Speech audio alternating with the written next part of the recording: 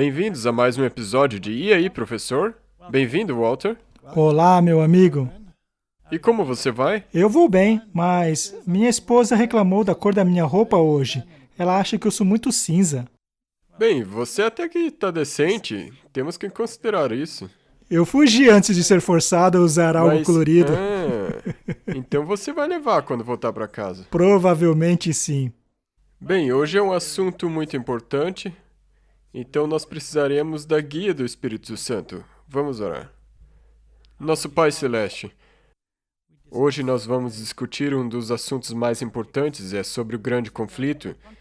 Por favor, ilumine nossas mentes e a dos que nos assistem e nos ajude a discernir. Em nome de Jesus, amém. Amém. Martin, há muitas pessoas que perguntam quem é Miguel? Como Miguel, Jesus e Satanás se encaixam no grande conflito? Parece que as pessoas acham que a visão dos adventistas é totalmente errada. Esse é um dos pontos mais controversos que as pessoas de fora implicam com a igreja adventista. E eles dizem, a maneira como eles veem Miguel é, na verdade, uma blasfêmia. Sim. Então é importante, porque tem muitas pessoas que estão encalhadas nesse assunto. Sim. Precisamos estudar isso muito bem. Então, vamos começar. Sim. Como costumamos fazer. O título de hoje é Miguel, o arcanjo, contra Lúcifer, o filho da manhã. Esses nomes são encontrados na tradução King James da Bíblia. Sim. É importante frisar que o título arcanjo, associado com Miguel, aparece apenas 2 vezes na Bíblia. Na verdade, a palavra arcanjo aparece apenas 2 vezes. E nas 2 vezes está associado com Miguel.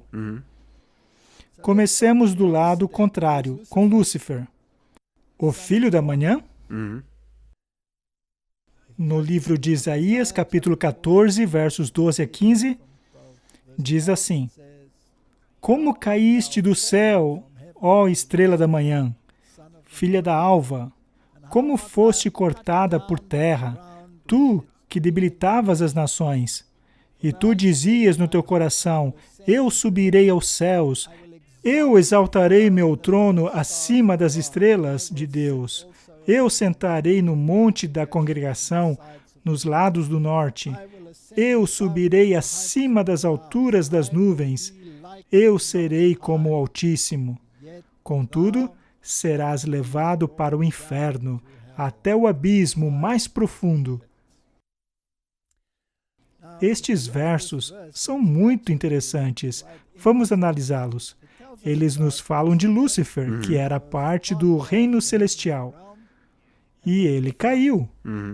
A Bíblia diz que ele era perfeito, até que achou-se iniquidade em seu coração. Ou seja, ele foi criado perfeito, mas com liberdade de escolha.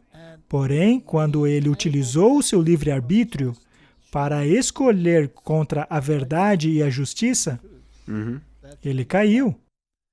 Então, Deus não o criou para cair, mas Lúcifer escolheu cair.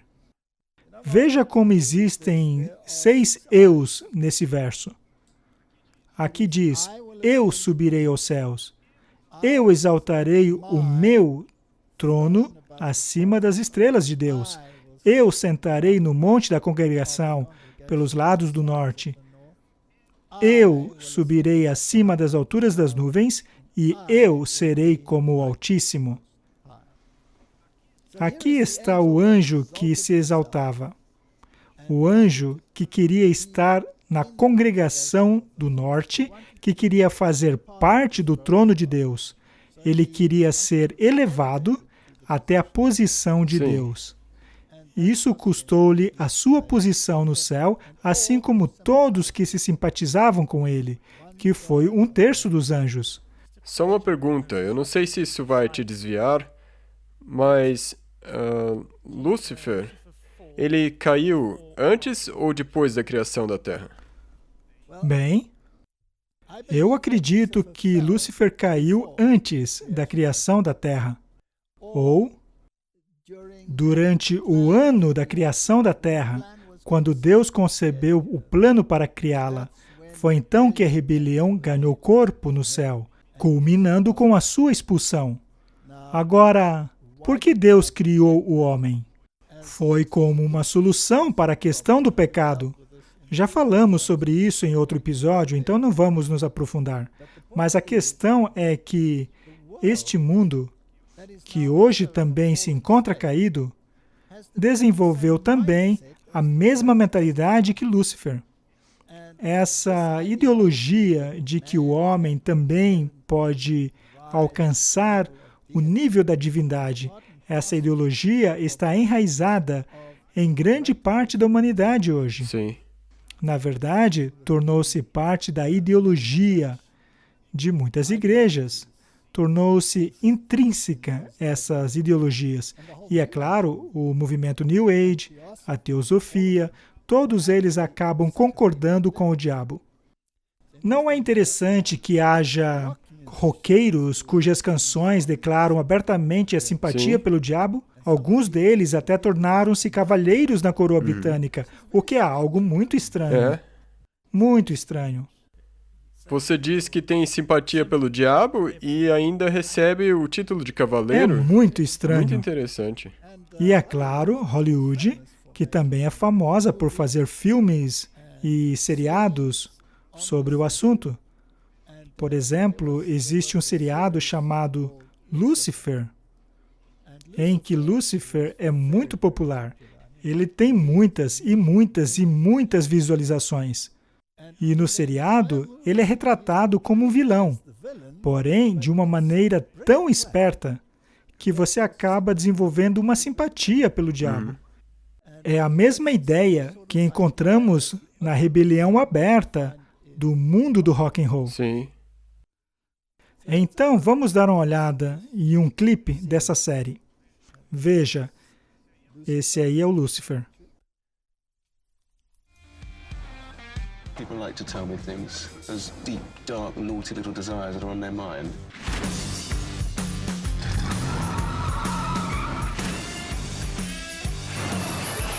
Hey, boss. Remember me?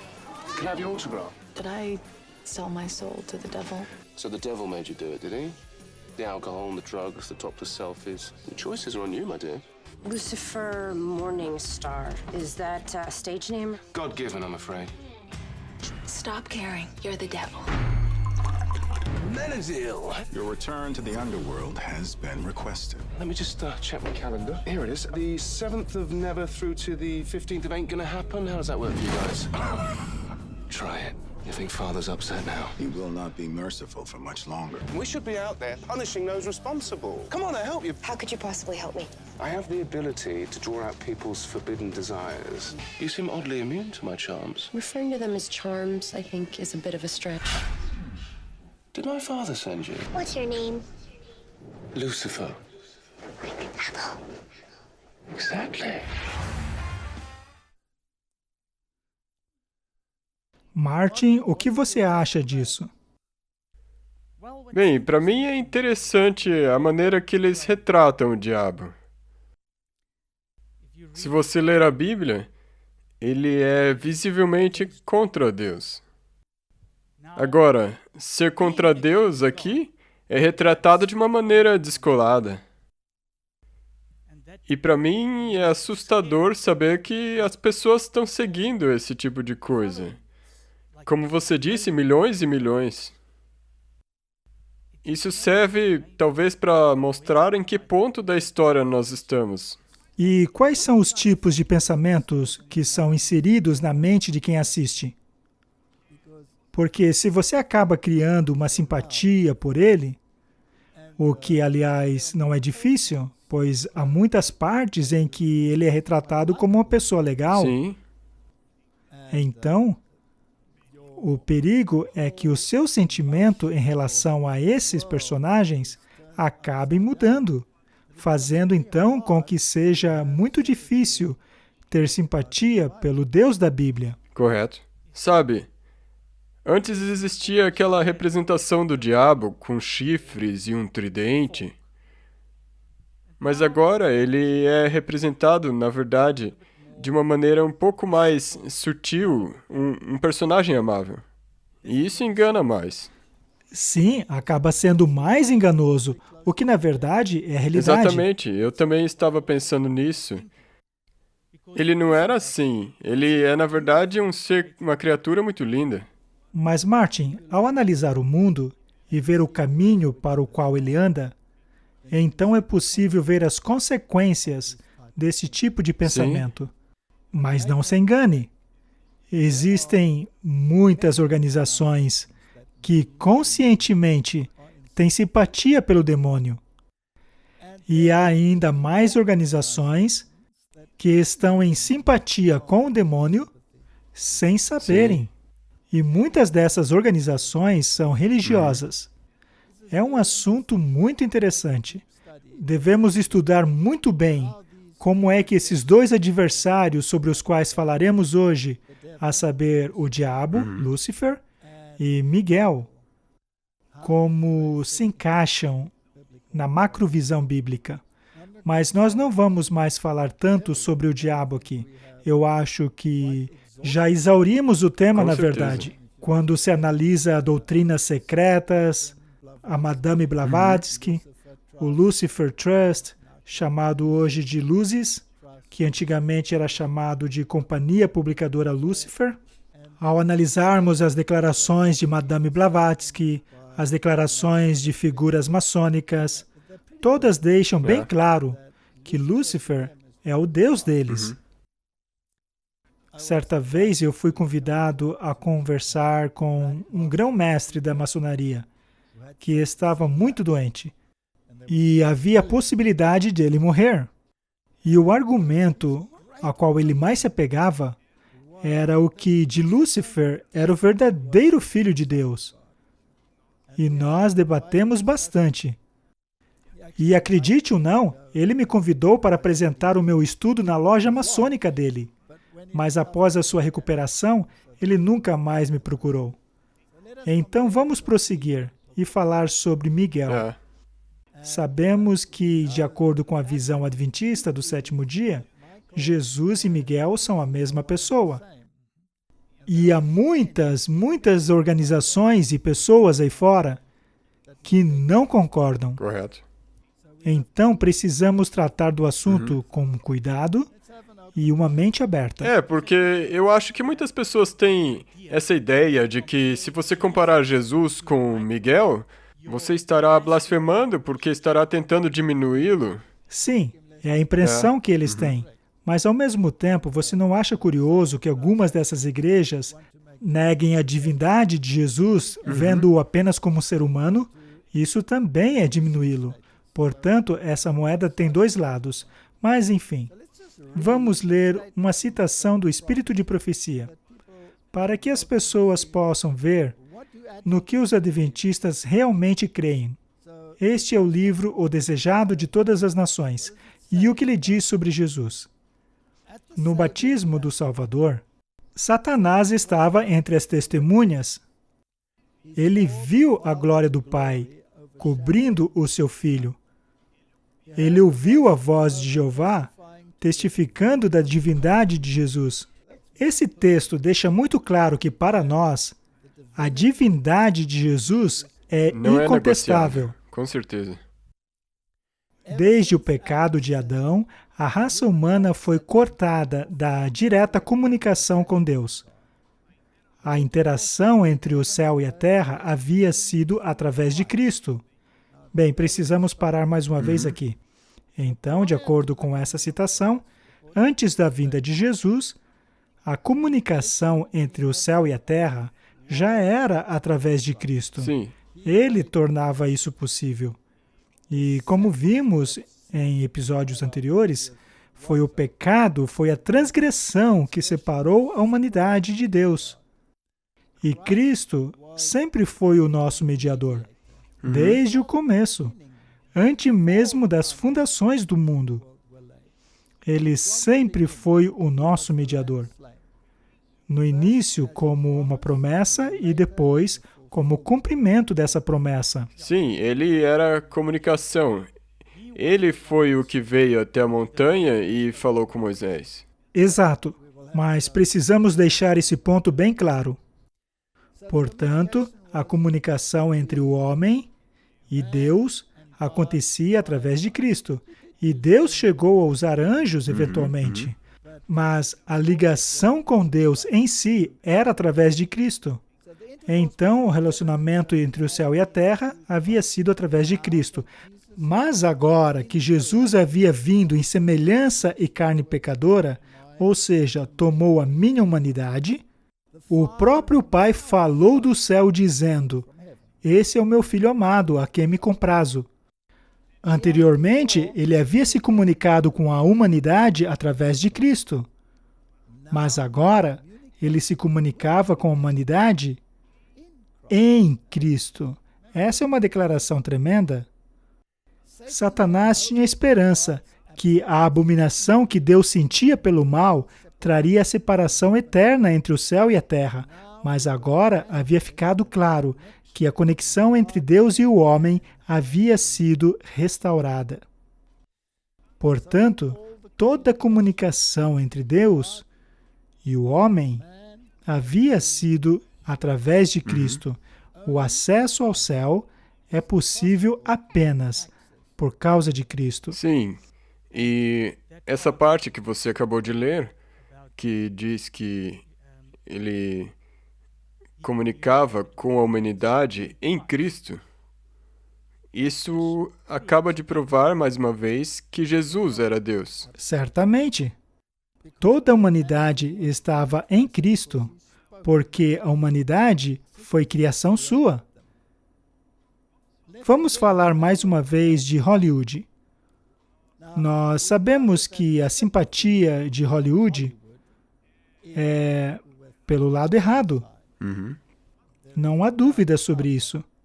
A palavra Hollywood tem relação ao cajado das bruxas, pois o cajado delas era feito com a madeira da árvore chamada Hollywood. Na verdade, Hollywood não passa de um teatro criado pelos jesuítas. Nós já falamos sobre isso aqui. E os jesuítas também são simpatizantes de Lúcifer. Sim. É algo difícil de acreditar. Mas ao analisarmos suas atividades, seus juramentos, sua conduta, ao analisarmos as suas doutrinas e as sutilezas delas, então chegaremos à conclusão que eles sim são senhores do engano. Então, no filme Michael, que retrata o arcanjo Miguel, eu tenho curiosidade para saber como o retrataram. Será que o retrataram como fizeram com Lúcifer? Como uma pessoa super legal e carismática, inteligente, divertida? Será que foi assim que o retrataram? Afinal, o ator que o representou foi John Travolta. Vamos dar uma olhada.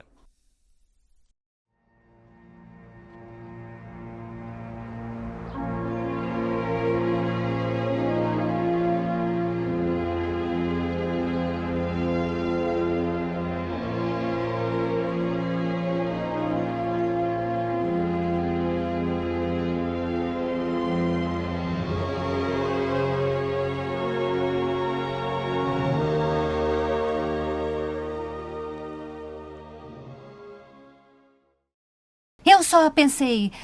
Auréolas. Isso. Iluminados. Isso. Eu não sou esse tipo de anjo. Que tipo de anjo você é? Michael é um arcanjo.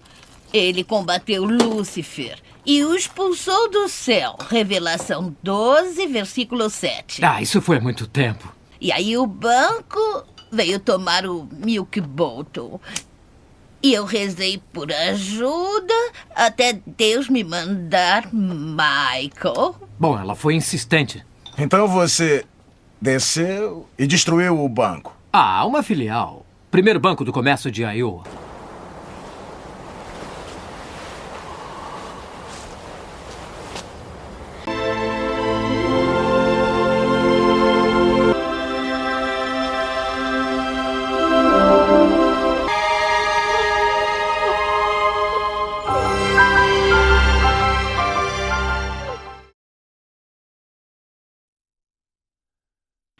Essa foi uma retratação interessante. O que acha dela, Martin? Bem, com certeza não de acordo com a Bíblia. Ok, a última parte, quando ele traz o cachorro de volta à vida, eu não acho que... Por acaso anjos podem trazer qualquer coisa de volta à vida? Apenas através do poder de Deus, não é mesmo? No filme, porém, ele o faz com o próprio poder. Portanto, ele é retratado como o doador da vida, só que ao mesmo tempo um assaltante de bancos, fumante inveterado, Sim. que curte baladas e por aí vai. E até mesmo as pessoas lhe perguntam, você não deveria ter uma auréola ou emanar luz? Mas ele diz não ser esse tipo de anjo. Ah, e ele é escritor. Agora, o interessante é que, tendo o teatro jesuíta em mente, uma maneira muito boa de ridicularizar alguém e colocá-lo para baixo, mas veja, antes é necessário compreender que não há ninguém que conheça as Escrituras do que o próprio diabo, Sim. assim como seus anjos. Bem, ele disse que é o autor do Salmo 85. Não seria, então, interessante dar uma olhada e ler? Com certeza. Vamos dar uma olhada. Salmo 85. A tradução da Bíblia King James traz o título Reaviva-nos novamente. Para o chefe de música, o Salmo para os filhos de Coré. Em nenhum lugar é dito que o arcanjo Miguel escreveu o Salmo, não é mesmo? Mas poderia tê-lo inspirado.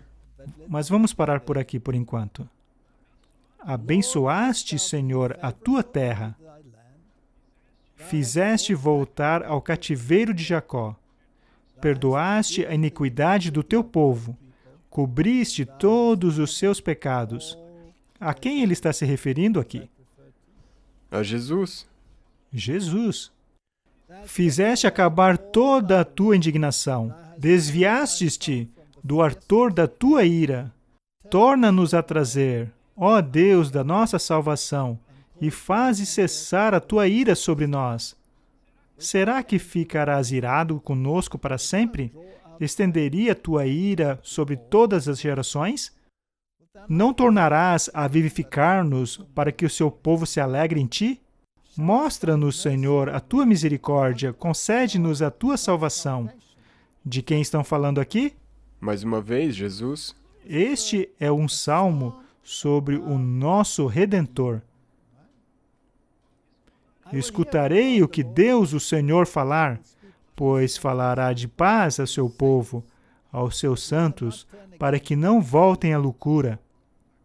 Aqui está uma história de arrependimento e sobre permanecer no caminho estreito. É certo que a sua salvação está perto daqueles que o temem, para que a sua glória habite na terra. A misericórdia e a verdade se encontraram, a justiça e a paz se beijaram. Este é provavelmente o verso mais profundo da Bíblia. Pois onde é que a misericórdia e a verdade se encontraram? Quando foi que a justiça e a paz se beijaram? Na cruz. Na cruz. Foi ali, quando Jesus foi pendurado no madeiro. Foi ali que a misericórdia e a justiça se beijaram. Ali foi revelado ao mundo para sempre que Deus é um Deus de misericórdia, mas também de justiça.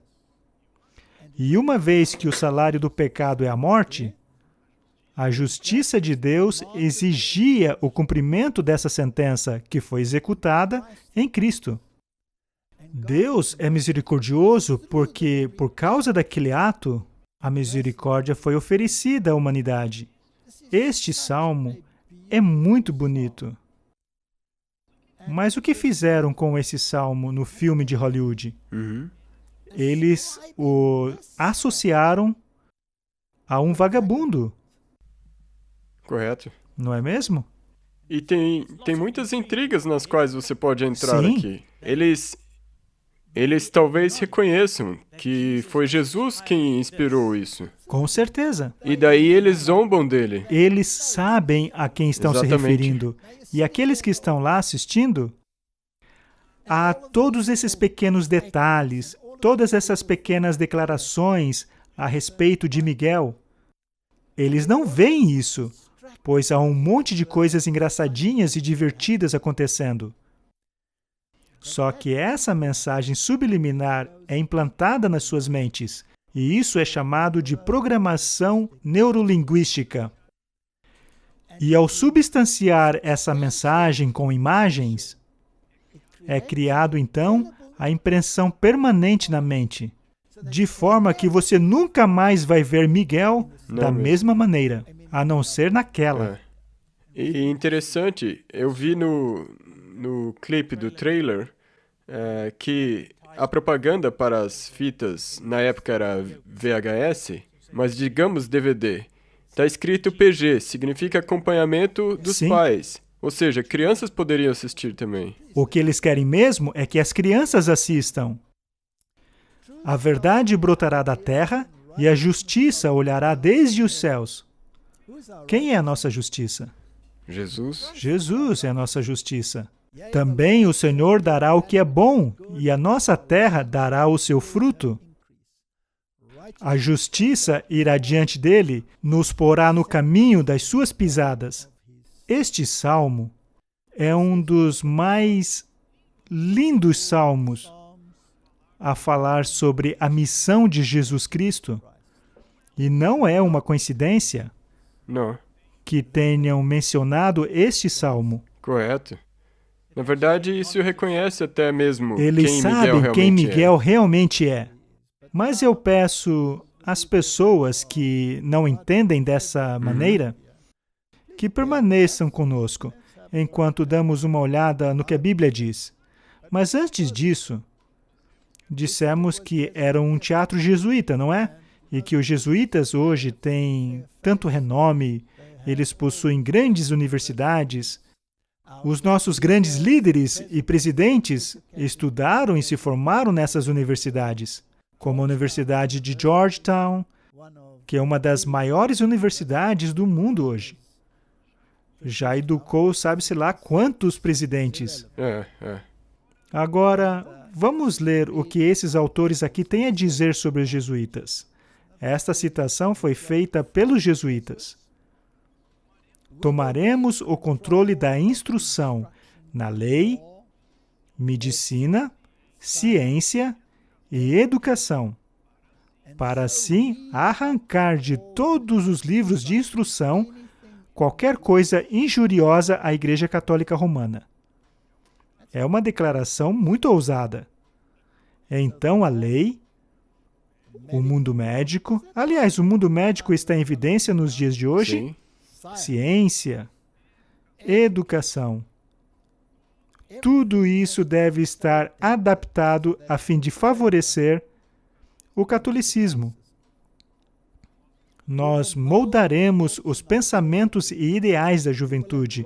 Nos infiltraremos como pregadores protestantes e professores de colégios nas diferentes fés protestantes. Não há suspeitos? Sim, na verdade é quase uma promessa. Pois é. Nós vamos nos infiltrar lá. Mais cedo ou mais tarde, enfraqueceremos a autoridade do Novo Testamento grego de Erasmus. Parece que eles têm um problema pessoal em relação à Bíblia. Sim, mas explique para nós o que era o Novo Testamento em grego de Erasmo. Erasmus foi um indivíduo que compilou o Textus Receptus, que são os manuscritos nos quais os protestantes traduziram suas Bíblias, enquanto que, por outro lado, os jesuítas deram preferência aos textos alexandrinos, que são os de origens gnósticas. O gnosticismo é uma ciência muito interessante. Falaremos logo sobre ela. Mas só que, rapidamente, o gnosticismo é exatamente o que nós vimos nesse filme. Invertendo tudo. É Lúcifer que, na verdade, é o mocinho. É isso mesmo. É tudo ao contrário. Não é à toa que Satanás é um mentiroso desde o começo.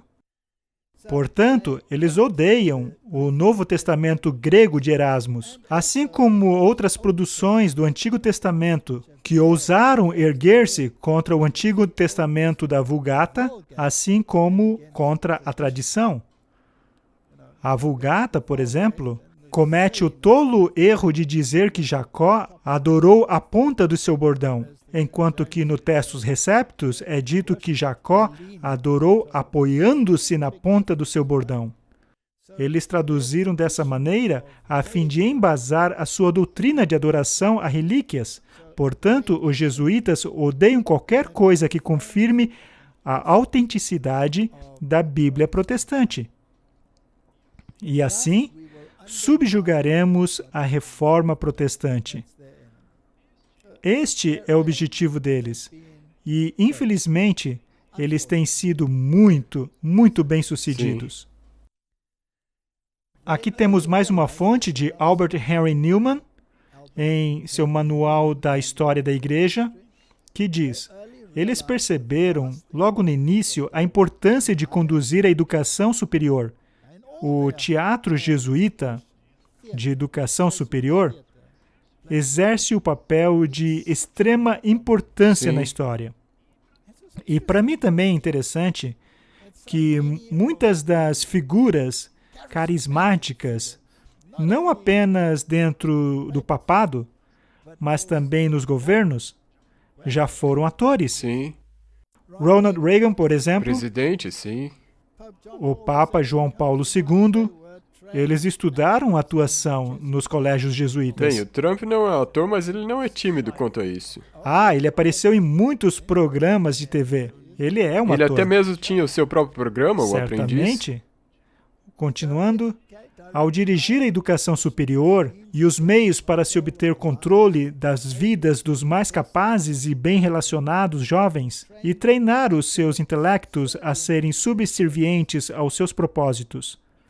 Isso é feito através da manipulação da mente. E quando eles começaram com o teatro jesuíta, a sociedade ainda não se encontrava pronta para algumas das coisas que eles queriam introduzir. Então eles fizeram em forma de comédia no teatro, e depois de alguns meses, essas coisas já estavam integradas na sociedade. E foi assim, por exemplo, que a peça Macbeth introduziu ideias nas sociedades de sua época. A notável habilidade dos professores jesuítas, seu conhecimento imbatível na natureza humana, na afabilidade de suas maneiras e suas notáveis habilidades de adaptação às idiosincrasias e circunstâncias de cada indivíduo, tornou-os praticamente irresistíveis ao se aproximarem da juventude vulnerável.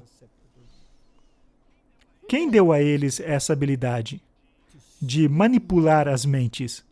Aqueles jovens precisavam ser perende a cadáver, ou seja, como cadáveres, ou seja, destituídos de suas mentes, incapazes de serem instigados, absolutamente programados. Os professores jesuítas entravam em suas mentes como ferro quente na manteiga.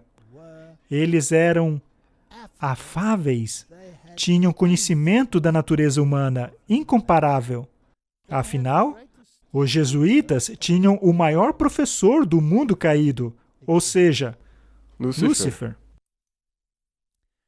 Esta é uma carta escrita de John Adams para Thomas Jefferson. Ele diz: eu não estou feliz com o ressurgimento dos jesuítas. É interessante que os jesuítas, assim como o papado, tiveram um ferimento mortal, uma morte e uma ressurreição. E agora eles são proeminentes. Sim. Uau. E o mundo todo maravilhou-se após a besta, pois sua mente foi programada através de Hollywood, com grande sucesso. Se você for ver, o Papa é um jesuíta. E ele colocou todos os oficiais de alto escalão na Igreja Católica agora são jesuítas. Ora, Martin, por que você não está usando 5 máscaras, uma em cima da outra? Os jesuítas não orientaram os médicos a dizerem isso? Ele admitiu isso. Nós já mostramos tudo isso aqui. Sim, não vamos falar sobre isso de novo. Enxames deles surgirão sobre os mais diversos disfarces, como o chefe dos boêmios, editores, escritores. publicadores, professores de escola, etc. Se existe um grupo nessa terra que merece a perdição eterna, seja nessa terra ou no inferno, esse grupo é a Sociedade dos Jesuítas. Isso é história, é fato. Mas as pessoas se esquecem das coisas, ainda mais quando a história é reescrita ou apagada. Agora sim, vamos falar sobre Miguel. Afinal de contas, esse é o tema de nosso estudo hoje. Sim. Portanto, vimos até aqui o contraste. Vimos a elevação de Lúcifer e do mundo. Sabe, basta ver a filosofia das Nações Unidas. Veja, por exemplo, como é a sala de oração das Nações Unidas. Veja as organizações que se associam às Nações Unidas. É de deixar qualquer um de boca aberta o quão assumidamente luciferianos eles são, e ainda assim amados por todos. E do outro lado, temos Miguel, um vagabundo, fumante, ladrão de bancos. Vamos ao dicionário bíblico. Este é o dicionário bíblico Easton. Vamos ver o que fala sobre Miguel. A definição do nome é quem é como Deus, mas uma definição mais precisa seria quem é o que Deus é. É bem direto, não é mesmo? Título dado a um dos anjos-chefes. Isso, na verdade, não é bem assim. Como veremos adiante. Ele tomava conta de Israel como nação. Ele também disputou com Satanás a respeito do corpo de Moisés. Ele também é apresentado como dando alerta contra a velha serpente, chamada de Diabo, o Satanás, segundo o Apocalipse 12, 7 e 9. Portanto, Miguel é o grande adversário de Satanás. Há um grande conflito entre Miguel e Satanás. Sim. E a isso chamamos o grande conflito. Correto.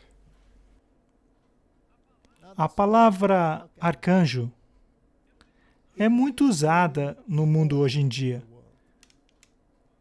Quando estudamos o catolicismo e as suas publicações, veremos que eles nomeiam vários arcanjos. Há o Rafael, Uriel, o Gabriel, todos listados como arcanjos. Mas não apenas a Igreja Católica, outras organizações pelo mundo reconhecem vários arcanjos. Mas ao lermos a tradução King James da Bíblia, a palavra arcanjo aparece somente 2 vezes. E as 2 menções são as seguintes. 1 Tessalonicenses 4,16. Pois o próprio Senhor descerá do céu com alarido, e com voz de arcanjo, e com a trombeta de Deus, e os que morreram em Cristo ressuscitarão primeiro. E o segundo está em Judas 1,9. Mas o arcanjo Miguel, quando contendia com o diabo e disputava a respeito do corpo de Moisés, não ousou pronunciar juízo de maldição contra ele, mas disse, o Senhor te repreenda. Portanto, a palavra arcanjo aparece apenas em 2 versos. E no primeiro não está escrito um arcanjo, mas o arcanjo. O arcanjo. E ela é apenas associada com Miguel. A Bíblia nunca associa a palavra arcanjo com nenhum outro anjo. Não. Nem mesmo a Gabriel. E note que sequer tocamos no espírito de profecia. Mas vamos expandir com esse primeiro verso aqui. Mas vamos antes dar uma olhadinha na definição. Este aqui é o dicionário Thayer, que nos traz a definição da palavra arcanjo. E a definição é arcanjo ou chefe dos anjos. E se trata de um substantivo masculino. O interessante é que o mundo tem o hábito de retratar os anjos como sendo do sexo feminino, especialmente nas pinturas católicas, em murais, igrejas e etc. E bebês? Sim. Porém, a palavra é masculina e literalmente significa chefe dos anjos. Mas voltemos a este verso, 1 Tessalonicenses 4,16. porque o próprio Senhor descerá do céu com alarido, e com a voz de arcanjo, e com a trombeta de Deus. E os que morreram em Cristo ressuscitarão primeiro. Então, o Senhor, quando eles usam a palavra Senhor no Novo Testamento, ela é equivalente à palavra Senhor do Antigo Testamento. No Novo Testamento é Kurios e no Antigo Testamento é Yahvé, ou Jeová. Portanto, ele virá com voz de arcanjo. Agora vamos a um verso paralelo, em João 5:26. Como o Pai tem vida em si mesmo, assim ele deu ao Filho ter a vida em si mesmo.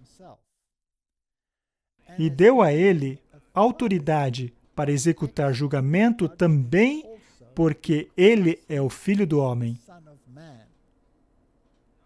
Não se maravilhem disso, porque vem a hora em que todos os que estão no sepulcro ouvirão a sua voz. Ouvirão a voz de quem? A de Jesus, do o Filho do Homem. E de quem também é essa voz? É a voz do arcanjo. Assim, nestes dois textos, de que a voz do arcanjo também é a voz do Filho do Homem. Como já conversamos antes, este título, Filho do Homem, vem de Daniel capítulo 7. É aquele que foi até o ancião de dias. É aquele que se assentou no assento do juízo. Sim. E como acabamos de ver, todo o julgamento foi dado a Jesus. Então, há uma óbvia conexão entre a voz do arcanjo e a voz do Filho do Homem. Se trata da mesma pessoa. O que é interessante para mim também é que se você olhar para a construção da frase, para mim, transparece de que os mortos em Cristo ressuscitarão primeiro. E se você seguir isso a partir com a voz do arcanjo, estes mortos em Cristo ressuscitarão primeiro quando ouvirem a voz. Mas isso diz e os mortos em Cristo. Então isso liga o arcanjo com Cristo também. Certamente. Esta é uma evidência muito forte. Mas podemos ir ainda mais fundo. E não se esqueça de que o nome Miguel significa aquele que é o que Deus é. Voltemos à história e leiamos Êxodo 3, versos 2. No Antigo Testamento, frequentemente lemos o anjo do Senhor. Este é um título muito específico. E a palavra anjo, se você analisar, significa mensageiro. Nós faremos isso daqui a pouco. O anjo do Senhor apareceu a ele, quer dizer, a Moisés, em meio às chamas, em uma sarça ardente. Ele olhou e percebeu que a sarça queimava no fogo. Ainda assim, ela não era consumida. Portanto, era um milagre. E associado a este milagre estava o anjo do Senhor. Verso 5. E ele disse, veja, quem fala agora é o anjo do Senhor. Não te chegues para cá, tira os sapatos de seus pés, porque o lugar onde tu estás é terra santa. E ele disse mais, eu sou o Deus de seus pais, o Deus de Abraão, o Deus de Isaque e o Deus de Jacó. E Moisés escondeu a sua face, pois estava com medo de olhar para Deus. Aqui fica muito claro que o anjo do Senhor é Deus. É Deus. Também pelo fato de o anjo haver declarado que o local onde o anjo do Senhor estava era sagrado. Muito bem, vamos nos aprofundar ainda mais. Vamos dar uma olhada nesse anjo e Deus ao longo da Bíblia. Porque o anjo disse que era Deus.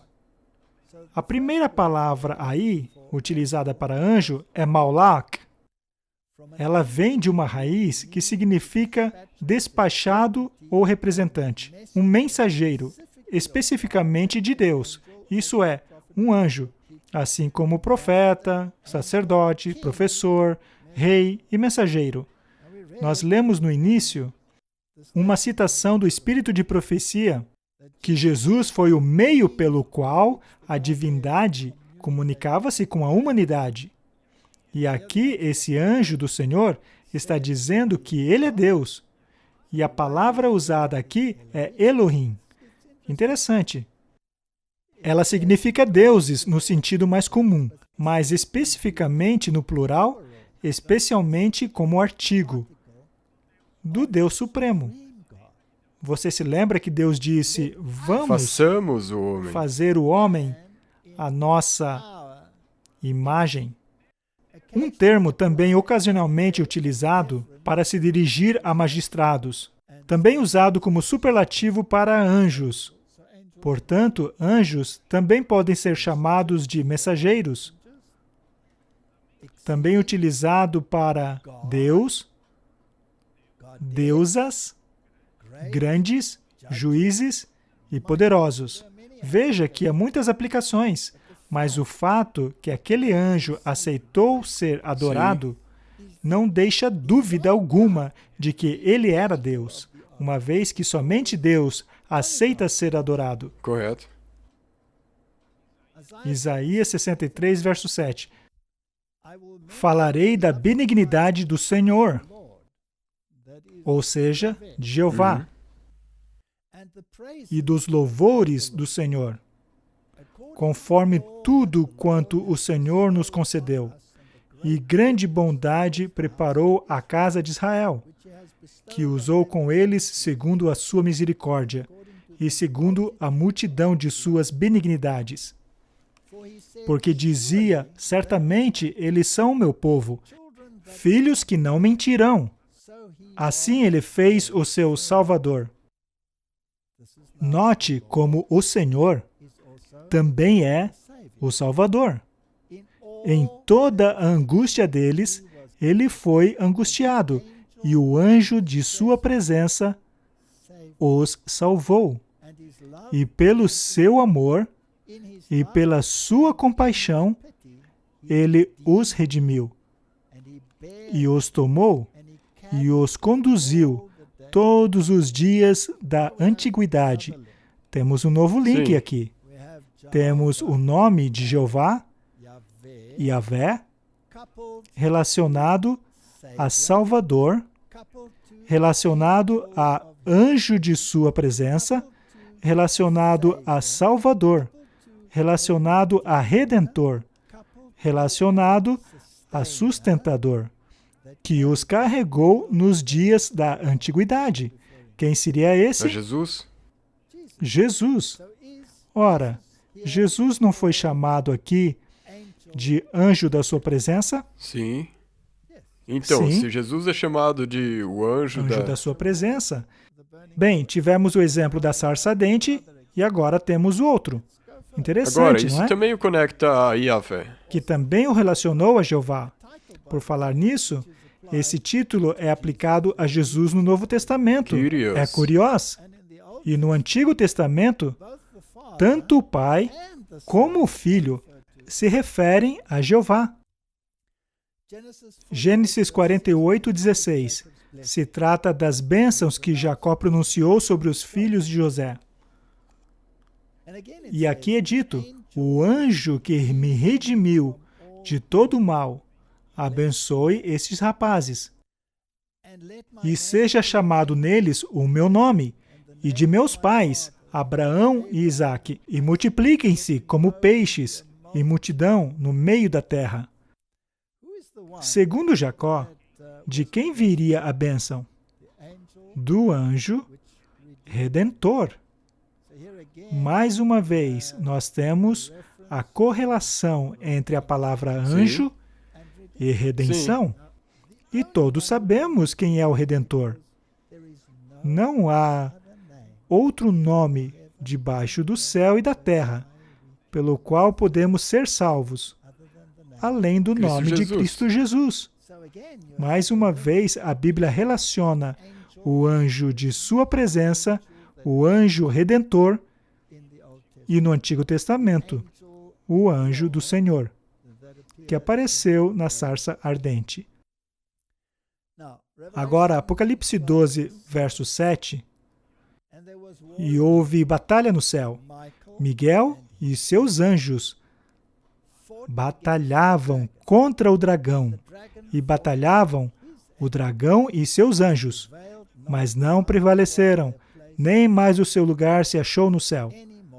Portanto, o grande conflito foi entre Miguel e seus anjos, contra o diabo, também com seus anjos, e foram expulsos do céu. Portanto, houve uma guerra. E o líder, capitão das hostes celestiais, era Miguel. Sim. E o líder dos anjos caídos era Os Lúcifer. anjos caídos, sim. Esse era o conflito, ok? Agora, preste atenção. Voltemos ao Antigo Testamento, para Josué, capítulo 5, versos 13. E sucedeu que Josué estava perto de Jericó. Isso é quando o povo de Israel estava prestes a entrar em Canaã, depois dos 40 anos no deserto. Agora, finalmente, eles iriam entrar, e Jericó seria a primeira etapa do conflito. Josué levantou os seus olhos e olhou, e eis que se pôs em pé diante dele um homem que tinha na mão uma espada. E chegou-se Josué a ele e disse: Você é um dos nossos ou dos nossos inimigos? E ele disse: Não, não, eu venho como capitão do exército do Senhor. Então Josué prostrou seu rosto em terra e o adorou. E disse a ele: Que diz meu senhor ao seu servo? E o capitão do exército do Senhor disse a Josué: Tire os sapatos de seus pés, pois o lugar que você está agora é santo. Em que outro lugar da Bíblia vimos isso? Moisés. Moisés. E Josué adorou. Sim. E a quem estava Tem que adorando? ser Deus. Só podia ser Deus, porque não podemos adorar mais ninguém. E ele era o capitão dos exércitos do Senhor. E de acordo com Apocalipse, quem era o capitão do exército do Senhor? Miguel, o arcanjo. O arcanjo Miguel. Você está percebendo? Com certeza. Portanto, este paralelo é muito importante, pois ele é o conquistador. Ele é o poderoso anjo Sim. com sua espada erguida. E é fascinante como Josué foi em sua direção a fim de confrontá-lo. Mas quando ele percebeu quem era, ele se prostrou E adorou. e adorou. E teve que tirar os sapatos. E esse se prostrar e adorar esse anjo está em contraste com João, que se prostrou e adorou o anjo em Apocalipse. Porque aquele era um anjo comum. Porque aí ele disse, não, levante-se, eu sou o teu conservo. Sim, Então, e disse, adore somente a Deus. Portanto, o fato de o capitão do exército do Senhor e o fato de o anjo de sua presença, o fato de que o anjo redentor terem todos aceitado a adoração e darem Sim. bênçãos, é a prova de que se trata de Correto. Deus. Se trata do anjo que se comunica com a humanidade. Então é Jesus. Correto. Portanto, Miguel, aquele que é o que Deus é o nome angélico de Jesus. É uma descrição daquilo que ele é. Mas ele também tem outros nomes. Por exemplo, em Isaías, Cristo tem muitos títulos ali. E como você sabe, um desses títulos é: a nós uma criança nasceu e ela será chamada Emanuel. Emanuel, que quer dizer Deus conosco. Portanto, é uma descrição do que ele estava Sim. fazendo. E lá também é chamado de o Deus Todo-Poderoso. É muito interessante. Só uma coisa interessante que eu pensei agora, e também diz que quando nós formos para o céu, receberemos um novo nome. Então nós também receberemos um nome angélico, Sim. que será diferente ao nosso. Sim. E esse nome será uma descrição do caráter que devemos desenvolver. Ainda há alguns outros exemplos a serem analisados no Antigo Testamento. Ao lermos a história dos pais de Sansão, por exemplo, o anjo do Senhor aparece primeiro à mãe de Sansão e mais tarde aparece para o pai dele. Juízes 13, 21 diz: "E nunca mais apareceu o anjo do Senhor a Manoá, e nem a sua mulher. Então compreendeu Manoá que era um anjo do Senhor. E disse Manoá à sua mulher: certamente morreremos, porque vimos a Deus." Portanto, quando a Bíblia fala sobre o anjo do Senhor, se trata daquele que estava em meio à coluna de fogo e à coluna de nuvem. Aquele anjo do Senhor era Jesus, o tempo todo. E se formos à visão de Zacarias, diz assim no capítulo 3, verso 1, "E ele me mostrou o sumo sacerdote, Josué, o qual estava diante do anjo do Senhor. E Satanás estava à sua mão direita para se lhe opor. Mas o Senhor disse a Satanás: o Senhor te repreenda, ó Satanás. Sim, o Senhor que escolheu Jerusalém te repreenda. Não é este um tição tirado do fogo? Onde mais na Bíblia lemos o Senhor te repreenda, Satanás? Em Judas, no conflito pelo corpo de Moisés. Aham. Então as palavras que lemos aqui, o Senhor te repreenda, Satanás, são exatamente as mesmas palavras que encontramos no livro de Judas. E são proferidas por Jesus, porque lá diz Miguel, e aqui está o Miguel. Agora, quem é o Deus da ressurreição? Jesus? Jesus.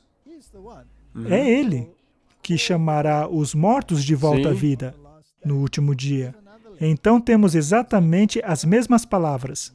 Miguel, o anjo do Senhor, mas o anjo do Senhor não é um anjo comum, porque ele aceita ser adorado, e os pais de Sansão viram a Deus. As ligações são incontestáveis. Eu espero que sim. Vamos às visões de Daniel. Agora chegaremos ao cerne da questão. Daniel 10, versos 13.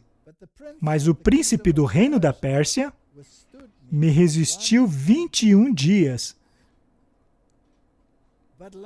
Porém, Miguel, um dos príncipes-chefes, veio em meu auxílio e permaneci ali com os reis da Pérsia. Esse verso é fascinante.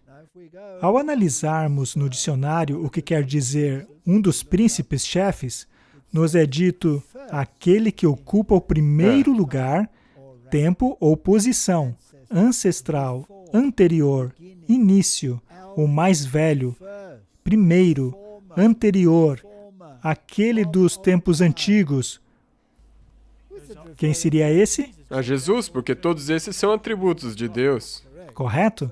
Portanto, quando ele diz um dos príncipes-chefes, ele deve estar se referindo à divindade, pois geralmente são chamados de príncipes. Agora, o príncipe do reino da Pérsia não era o príncipe aqui da terra, uma vez que um anjo do nível de Gabriel daria um sobrinho.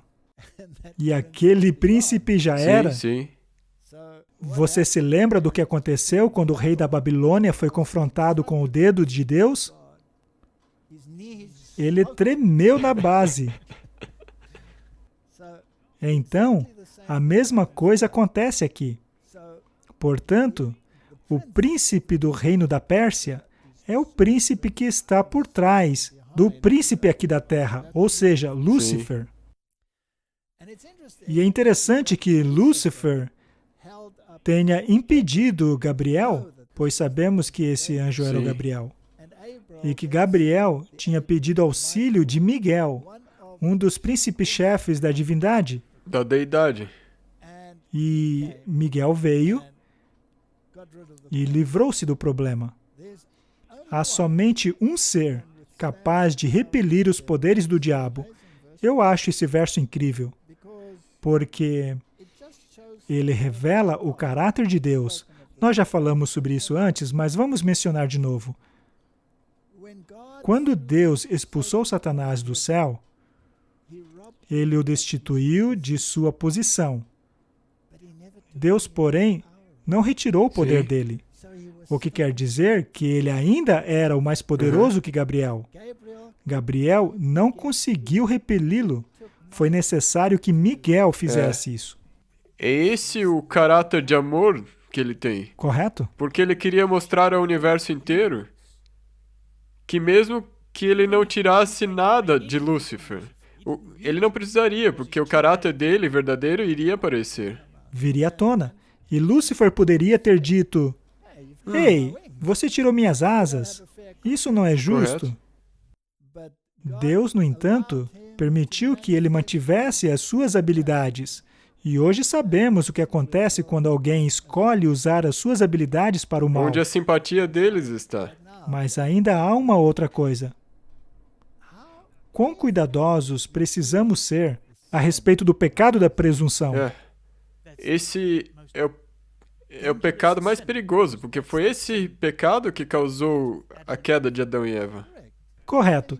E quantos pregadores mundo afora subestimam Satanás como se fosse um cachorro espancado, enquanto que o próprio Gabriel não conseguia não foi vencê-lo. capaz de repeli-lo. Portanto, esses pregadores que não passam de seres humanos caídos pensam que têm poder sobre esse ser. A verdade é que se não fosse por Miguel, nós não teríamos nenhum poder. Se não fosse aquele que é o que Deus é, não teríamos poder nenhum. A única maneira de vencer o diabo e seus anjos é pelo poder de Jesus Cristo. Correto. Daniel capítulo 10, versos 21. Mas eu te declarei o que está registrado na Escritura da verdade, e ninguém há que me anime contra aqueles, senão Miguel, vosso príncipe. Quem é o nosso príncipe? Jesus Cristo. Existe outro? Não, nenhum outro nome. Daniel 12, verso 1. E naquele tempo se levantará Miguel, o grande príncipe, que se levanta a favor dos filhos do teu povo. E haverá um tempo de angústia, qual nunca houve, desde que houve nação até aquele tempo. Mas naquele tempo, livrar-se-á o teu povo, todo aquele que for achado escrito no livro. Que verso fantástico! Esse verso diz que Miguel se levantará. O que significa isso? Precisamos pensar. Miguel se levantará. Neste momento, Miguel está sentado no trono de julgamento. Todo juízo foi dado a ele. Eu me lembro agora que gravamos um episódio falando sobre isso, sobre o julgamento. Sim. E quando ele se levantar daquele trono de juiz, a intercessão termina. E quando a intercessão termina, aí virá o tempo de angústia como nunca houve. E falta isso daqui para esse tempo, quando o juízo investigativo será concluído.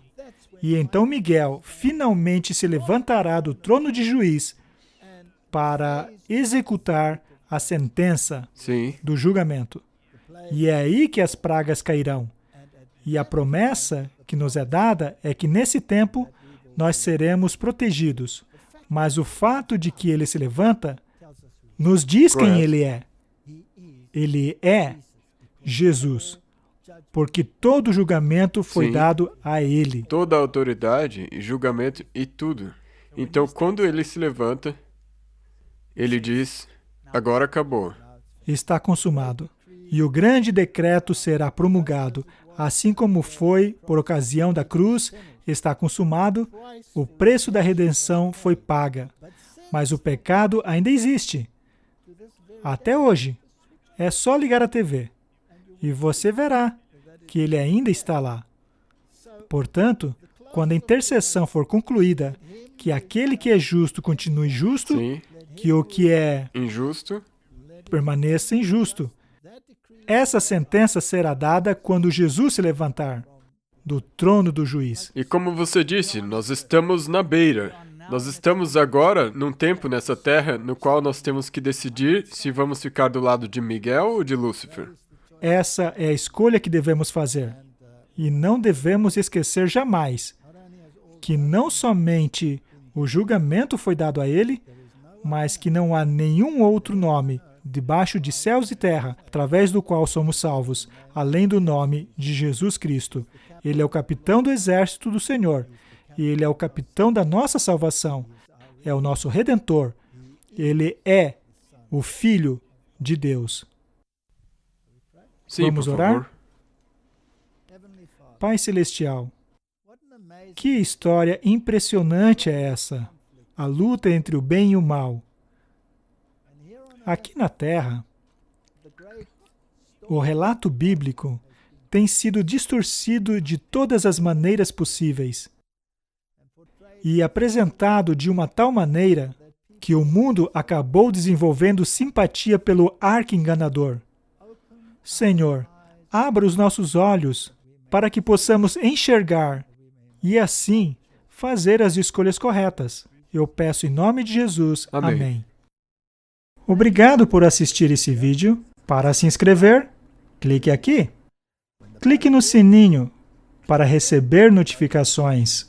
Para assistir o próximo vídeo, clique aqui. Muito obrigado!